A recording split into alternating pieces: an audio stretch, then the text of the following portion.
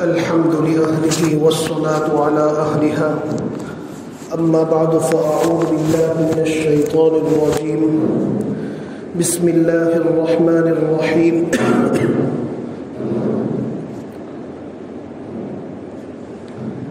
هو الذي بعث في الأميين رسولا منهم يتلو عليهم آياته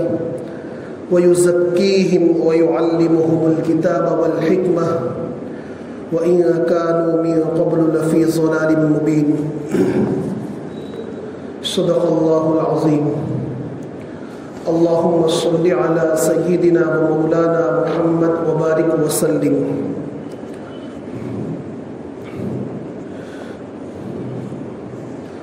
محترم بزرگوں، جیسا کہ آپ سب جانتے ہیں کہ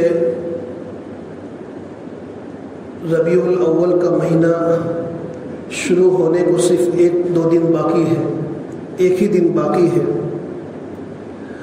اور جب بھی ربیع الاول کا مہینہ آتا ہے تو جگہ جگہ پر سیرت نبی صلی اللہ تعالی علیہ وسلم کے عنوان سے جلسے اور جلوس قائم ہوتے ہیں، اور آپ علیہ الصلوۃ والسلام کا تذکرہ اور آپ کا چرچا ہر جگہ پر ہوتا ہے۔ لیکن ایک مومن کی شان یہ ہے کہ اللہ کے نبی صلی اللہ تعالی علیہ وسلم کی سیرت کو اور آپ کی زندگی کو صرف ایک مہینے کے ساتھ وابستہ نہ رکھے، ایک مہینے کے ساتھ مخصوص نہ رکھے،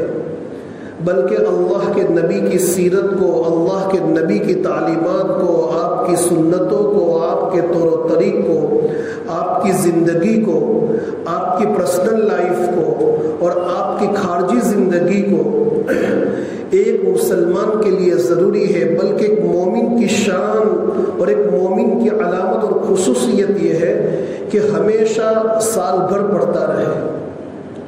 اور باقاعدہ اپنے گھر کے اندر روزانہ حضور صلی اللہ تعالی علیہ وسلم کی سیرت کی کوئی بھی کتاب، اس کی تعلیم روزانہ کم از کم 20 منٹ آدھا گھنٹہ ضرور ہونی چاہیے۔ اس کے بڑے فوائد ہیں، بہت فائدے ہیں، اس لیے کہ اللہ کے نبی صلی اللہ تعالی علیہ وسلم سے محبت پیدا کرنے کے لیے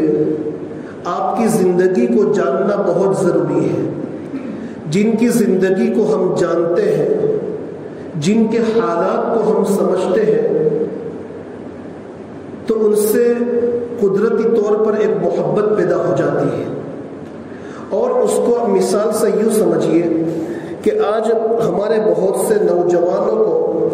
کرکٹروں کے نام، ایکٹروں کے نام معلوم ہیں، ان کے حالات زندگی بھی معلوم ہیں کہ کسی بھی ایکٹر کے متعلق پوچھو، کسی بھی فلمی اداکار اور اداکارہ کے متعلق پوچھو، یا کسی بھی کرکٹر کے متعلق پوچھو، یا جو کوئی مشہور زمانہ انسان ہے تو اس انسان کے حالات ان سے پوچھو، وہ کہاں رہتا ہے، اس کے پاس کتنی پراپرٹی ہے، کون کون سی گاڑیوں کا وہ مالک ہے، یہ ان ساری چیزوں کی معلومات آج ہمارے نوجوانوں کے پاس ہوتی ہے۔ لیکن اگر ان کو معلومات نہیں تو جناب محمد الرسول اللہ صلی اللہ تعالی علیہ وسلم کی زندگی کی نہیں کہ آپ علیہ الصلوۃ والسلام کی پیدائش کون سے مہینے میں ہوئی، آپ نے مکے میں کتنے سال کی زندگی گزاری، آپ نے کتنی سال کی عمر میں نکاح فرمایا، آپ کی بیویوں کے نام کیا تھے، آپ کی پھوپھیوں کے نام کیا تھے، مکے کے اندر اور مدینے کے اندر آپ نے کتنے عرصے کی زندگی گزاری، مکے کے حالات کیا رہے، نبوت سے پہلے کے حالات کیا رہے، نبوت کے بعد کے حالات کیا رہے، ان ساری چیزوں سے متعلق ہمارے نوجوانوں کو، بلکہ اکثر مسلمانوں کو کوئی وابستگی نہیں، اور بتکلف اس کو جاننے کی کوشش بھی نہیں کرتے۔ جب نبی کی زندگی کو ہم نہیں پڑھیں گے تو نبی سے محبت کیسے پیدا ہوگی؟ اور جو انسان اپنی زندگی میں صرف ایک مرتبہ اللہ کے نبی کی سیرت کو پڑھ لیتا ہے، اللہ کے نبی کی سیرت کے اندر اللہ تبارک و تعالیٰ نے جو ہے برکت رکھی ہے، خصوصیت رکھی ہے کہ جو ایک مرتبہ اللہ کے نبی کی سیرت کو شروع سے لے کر اخیر تک پڑھ لیتا ہے اور مختلف زبانوں کے اندر چھپ چکی ہے، یقینی طور پر اس انسان کی زندگی میں تبدیلی پیدا ہوتی ہے اور اس انسان کے دل میں اپنے نبی سے بے انتہا محبت پیدا ہو جاتی ہے کہ نبی نے کیسی قربانیاں دی، اپنے آپ کو کیسا بچایا۔ ان ساری چیزوں کو جاننے اور سمجھنے کی بے انتہا ضرورت ہے۔ اسی لیے ہر مسلمان کو چاہیے کہ ابھی سے اس کا اہتمام کرے کہ سیرت کی کتابیں گجراتی میں، اردو میں، انگلش میں، ہندی میں، ہر زبان کے اندر چھپ چکی ہے۔ ان کتابوں کو خرید کر روزانہ کم از کم اپنے گھر والوں کو جمع کر کے 20 سے 25 منٹ اس کی تعلیم کریں۔ سیرت کی تعلیم کے فائدے کیا کیا ہوں گے میں آپ کے سامنے ذکر کرتا ہوں۔ دیکھیے، سیرت کی تعلیم کے فائدے یہ ہیں کہ جب اللہ کے نبی کی سیرت پڑھی جائے گی تو ظاہر سی بات ہے کہ جن کی زندگی پڑھی جائے گی، جن کی سیرت پڑھی جائے گی، ان کا نام بار بار آئے گا، ان کا اسم گرامی بار بار آئے گا، بار بار اللہ کے نبی صلی اللہ تعالی علیہ وسلم کا نام آئے گا، اور جتنی مرتبہ نام آئے گا اتنی مرتبہ ہمیں درود شریف پڑھنے کی توفیق ہوگی۔ اس لیے کہ کسی بھی جب مجلس میں ایک مرتبہ اللہ کے نبی علیہ الصلوۃ والسلام پر درود پڑھنا ضروری ہے۔ اب جب بار بار نام آئے گا، بار بار ہم اپنی زبان سے درود شریف پڑھیں گے، اور جو انسان جتنی کثرت سے درود شریف پڑھتا ہے، اللہ تبارک و تعالیٰ نبی کی محبت اس کے دل میں اتنی ہی زیادہ پیدا کرتا ہے، اور وہ انسان نبی کی سفارش کا مستحق ہوتا ہے، نبی سے بہت زیادہ قریب ہوتا ہے، اور جن کے نام کے چرچے زبانوں پر جتنے زیادہ ہوں گے ان کی محبت دل میں پیدا ہوگی۔ اب آپ نے 15 منٹ کے اندر، 20 منٹ کے اندر 5 صفحے پڑھے، 3 صفحے پڑھے، ہو سکتا ہے کہ اس کے اندر کم از کم 50 مرتبہ اللہ کے نبی کا نام آ جائے گا۔ تو روزانہ آپ کے گھر میں اس طریقے سے تلاوت ہو، گھر میں سب مل کر اس کو پڑھے، یا گھر میں ایک آدمی پڑھے اور سب اس کو سنے، تو گھر میں جس کے گھر میں 2 فرد ہو، 3 فرد ہو، 4 فرد ہو، بچے بھی ہو، بار بار جس گھر میں اللہ کے نبی پر درود پڑھا جائے گا، کیا اس گھر کے اندر کوئی مصیبت آ سکتی ہے؟ اس گھر کے اندر کوئی پریشانی آ سکتی ہے؟ اللہ تعالیٰ نبی پر درود کی برکت سے آفتوں کو، مصیبتوں کو دور فرما دیں گے۔ کتابوں کے اندر لکھا ہے کہ حضرات صحابہ، حضرت عمر رضی اللہ تعالیٰ عنہ اور دیگر اصحاب کرام، کہ جنہیں کوئی تکلیف ہوتی، پریشانی ہوتی، بدن میں کوئی درد ہوتا، تو وہ اپنے درد کو درود شریف کی کثرت کے ذریعے سے دور فرمایا کرتے تھے۔ معلوم یہ ہوتا ہے کہ درود شریف کی کثرت کی بنیاد پر اللہ تعالیٰ بدن کی تکلیفوں کو بھی دور فرما دیتا ہے، ذہنی الجھنوں کو بھی دور فرما دیتا ہے، اور خارجی جو پریشانیاں ہیں، مصیبتیں ہیں، اللہ درود شریف کی برکت سے اس کو بھی دور کر دیتا ہے۔ تو ایک گھر کے اندر اتنے زیادہ لوگ درود شریف پڑھنے والے ہو سیرت کی مجلس میں بیٹھ کر، تو آپ اندازہ لگائیے کہ اللہ تبارک و تعالیٰ اس گھر کے اندر کوئی مصیبت اتار سکتا ہے، اس گھر میں راحت ہوگی، امن ہوگا، جھگڑے ختم ہوں گے، پریشانیاں اور بیماریاں تک ساری چیزیں دور ہو جائے گی۔ یہ سیرت کی تعلیم کی برکت ہے، اور جتنا اس کو پڑھتے جاؤ گے اللہ کے نبی کی محبت دل کے اندر اترے گی۔ اور قرآن کریم کے اندر اللہ تبارک اور نبی کے احسانات ہم پر بے شمار ہیں، بے شمار اللہ تبارک و تعالیٰ نے یہ اپنے خود اللہ نے ہم کو یہ نبی عطا فرما کر ہمارے ساتھ احسان کا معاملہ فرمایا، اور پھر نبی کے امت پر بے شمار احسانات، اور اتنے احسانات کہ نبی کے ایک احسان کا بدلہ پوری امت مل کر نہیں چکا سکتی۔ ان کے احسان کا بدلہ تو کل میدان قیامت میں اللہ تبارک و تعالیٰ اپنی شایان شان عطا فرمائے گا۔ لیکن میری اور آپ کی ذمہ داری اتنی ضرور بنتی ہے کہ جب اس نبی کے صدقے میں مجھے اور آپ کو ایمان کی دولت نصیب ہوئی، عمدہ قسم کے اخلاق اور عمدہ قسم کی تربیت نصیب ہوئی، قرآن کی مقدس دولت ہمیں نصیب ہوئی، تو میری اور آپ کی ذمہ داری بنتی ہے کہ روزانہ ہم ایک وقت نکال کر اس نبی پر ضرور درود شریف کا اہتمام کریں، درود شریف کا کثرت سے اہتمام کریں، کہ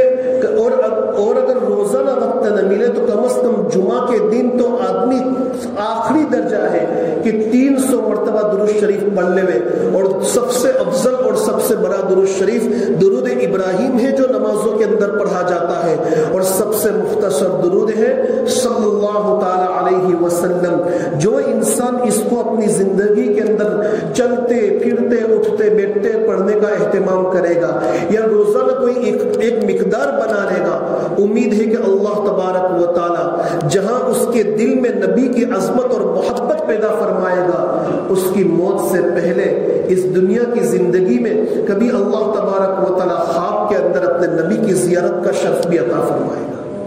یہ درود شریف کی برکت ہے،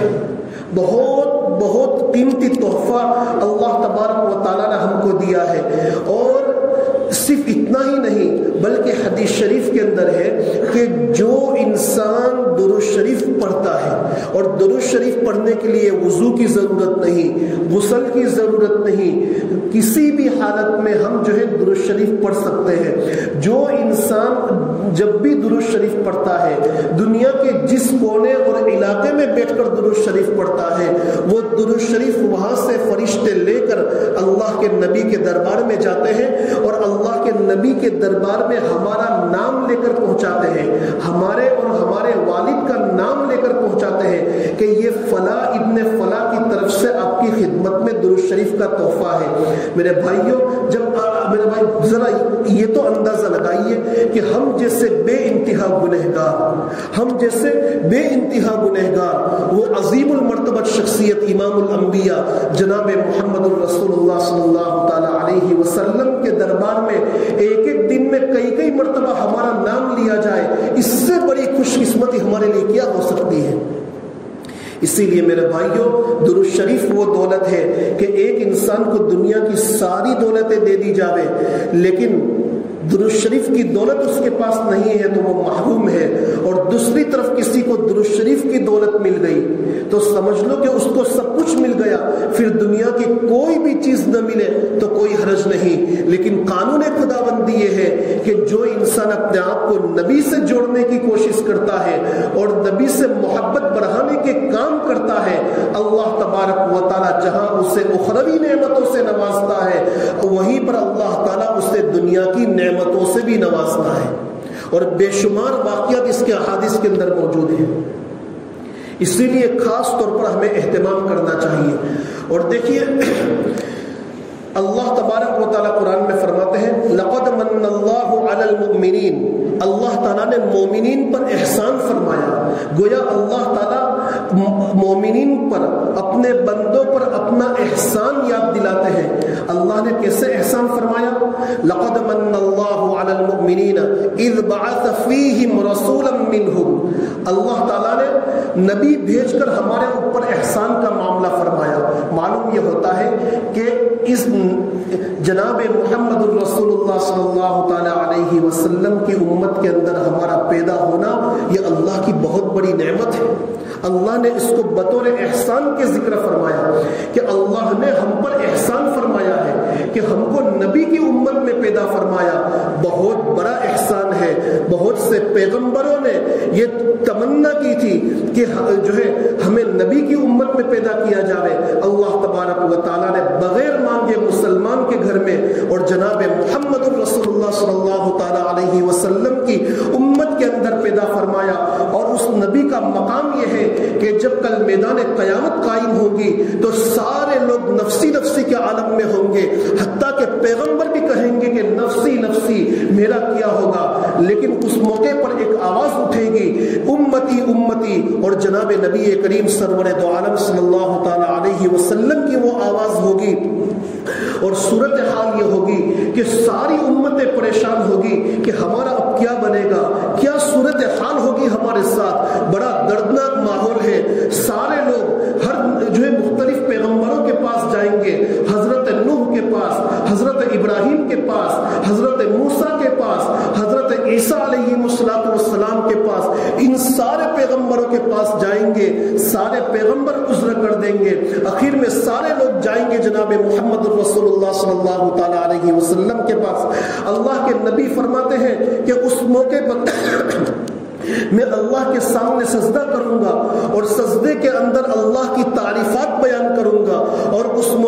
اللہ تعالیٰ میرے دل میں اپنے تعریفی کلمات ڈالے گا، اور ایسے ایسے کلمات کے ذریعے سے میں اللہ کی تعریف کروں گا کہ جو کلمات آج تک میرے وہم و گمان میں نہیں آئے، اور ان کے ذریعے سے میں اللہ کی تعریف کروں گا۔ اس کے بعد اللہ کی طرف سے حکم ہوگا کہ یا محمد ارفع رأسک واشفع تشفع، کہ اے محمد اپنا سر اٹھائیے اور آپ جو ہے سفارش کیجئے، آپ جس کے حق میں سفارش کریں گے میں اس کے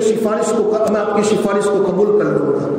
یہ مقام اللہ تبارک و تعالیٰ نے ہمارے نبی کو عطا فرمایا۔ اور دیکھیے ہمارے نبی کے مقام کی بات تو یہ ہے کہ ایک طرف تو حضرت موسیٰ علیہ السلام جب فرعون اور اس کی قوم کے پاس دین کی دعوت کو لے کر جاتے ہیں، اللہ کا پیغام لے کر جاتے ہیں، تو اللہ کے حضور میں دعا کرتے ہیں رب اشرح لی صدری، کہ اے میرے پروردگار مجھے شرح صدر کی دولت عطا فرما۔ لیکن میرے نبی کا عالم یہ ہے کہ اللہ تعالیٰ اپنے نبی سے فرماتے ہیں کہ الم نشرح لک صدرک، اے نبی آپ کا مقام تو یہ ہے کہ اللہ نے آپ کو بغیر مانگے شرح صدر کی دولت عطا فرما دی ہے۔ یہ اس نبی کا مقام ہے۔ تو اس نبی کو اللہ نے کتنے مقاصد کے لیے بھیجا؟ سب سے پہلا مقصد یتلو علیہم آیاتہ،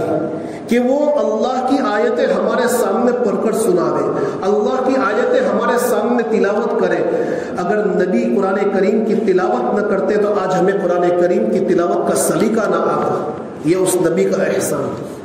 اور اس آیت کریمہ کے ذریعے سے پتہ یہ چلتا ہے کہ دنیا کے اندر جتنی کتابیں ہیں ان کتابوں کے معانی بھی مطلوب ہے، اس کتاب کا مفہوم بھی مطلوب ہے، صرف الفاظ مطلوب نہیں۔ لیکن قرآن مقدس ایک ایسی کتاب ہے کہ قرآن مقدس کے الفاظ بھی مطلوب ہے۔ اگر کسی آدمی کو قرآن کریم کا ترجمہ سمجھ میں نہیں آتا، اس کی تشریح اور اس کا مقصد سمجھ میں نہیں آتا، صرف تلاوت کرتا ہے الفاظ کی، تو اللہ تبارک و تعالیٰ اس کو بھی اجر و ثواب عطا فرمائیں گے۔ اور حضرت الامام احمد ابن حنبل رحمۃ اللہ تعالی علیہ ان کے حالات میں لکھا ہے، حضرت شیخ زکریا رحمۃ اللہ تعالی علیہ نے فضائل کے اندر بھی اس کو ذکر فرمایا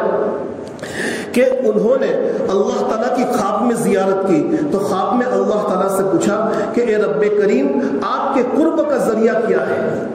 کس چیز سے آپ کا قرب حاصل ہوگا، آپ کی محبت کیسے حاصل ہوگی؟ تو اللہ تعالیٰ نے فرمایا قرآن مجید کی تلاوت ہے۔ امام احمد ابن حنبل رحمۃ اللہ علیہ نے دوسرا سوال فرمایا کہ سمجھ کر پڑھنے کی بنیاد پر یا بغیر سمجھے؟ اللہ نے فرمایا کہ چاہے سمجھ کر پڑھو چاہے بغیر سمجھے پڑھو، قرآن کریم کی تلاوت کا اہتمام کرو گے میرا قرب نصیب ہوگا۔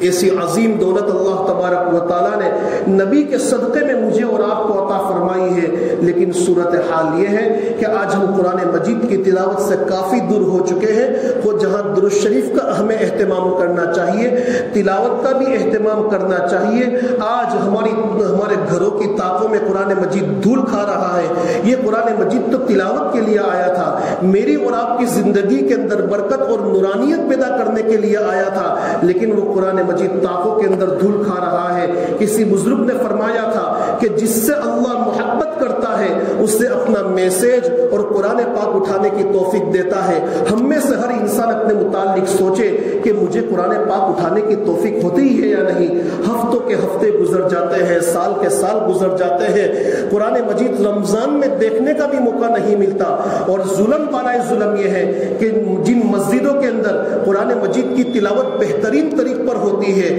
اور مخارج کے ساتھ 1-سوا گھنٹے کے اندر تراویح پڑھی جاتی ہے، تو لوگ شکایت کرتے ہیں کہ اتنا وقت لگاتے ہیں۔ ارے غنیمت سمجھو، اللہ تبارک و تعالیٰ نے 1.25 گھنٹے کی 1.5 گھنٹے کی تراویح عطا فرمائی ہے۔ بڑے بدقسمت لوگ ہیں کہ جو یہ کہتے ہیں کہ یہاں تراویح بہت دیر سے ختم ہوتی ہے۔ یہ قرآن کریم کے ساتھ ظلم ہے، مذاق ہے۔ اس لیے آج تک جن لوگوں نے یہ کر لیا ہے کہ فلاں امام نے جو ہے بہت دیر لگا دی، بہت وقت لگا دیا، تو وہ لوگ توبہ کر لیں۔ یہ قرآن کریم کے ساتھ ظلم ہے، کہیں محرومی کا سبب نہ بن جائے۔ تو اپنے آپ کو قرآن کریم سے وابستہ کرو، درود شریف کا بھی اہتمام ہو اور تلاوت کا بھی اہتمام ہو، پھر آپ دیکھیں زندگی میں کیسے نورانیت پیدا ہوتی ہے۔ اللہ تعالی عمل کی توفیق عطا فرماوے۔ وآخر دعوانا ان الحمد للہ رب العالمین۔